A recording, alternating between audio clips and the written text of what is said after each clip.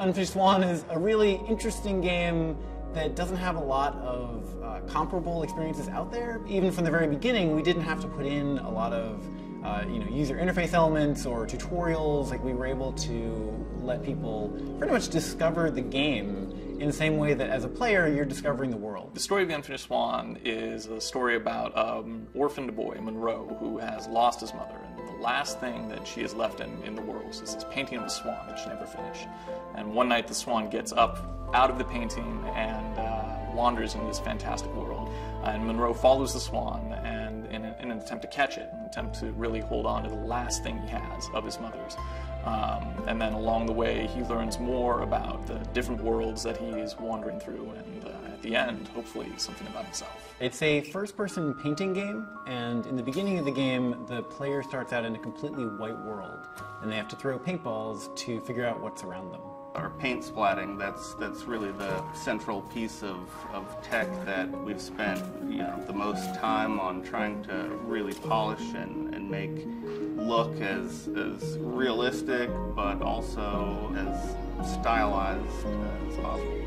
We got involved with Sony because they called us. We had shown the game in Tokyo at the Sense of Wonder Night in 2008, and they had seen, I think, a video of that online when the game was still a very early prototype. Initially, I was sent a YouTube video. I think I found it or was on a forum, and it was just kind of, it's chapter 1, which is the garden. And immediately I was like, this game is unbelievable. Like, we have to talk to Ian. We have to, figure out a way to get this game onto the PlayStation 3. Giant Sparrow was created essentially to make this game. It's been an interesting challenge working with the team on a project that we didn't necessarily know what it was going to be in the beginning. So I think we all knew that it was going to be this, black and white world in the very beginning of the game, but where it was going to go from there was pretty open.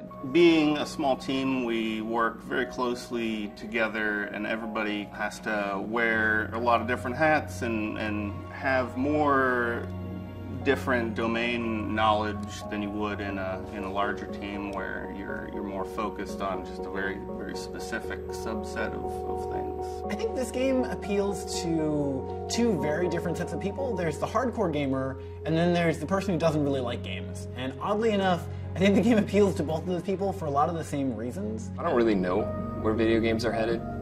All I know is that I hope that wherever they're headed, there's still places for games like the Unfinished Swan to exist, because I think they're fantastic and I think they grow the medium.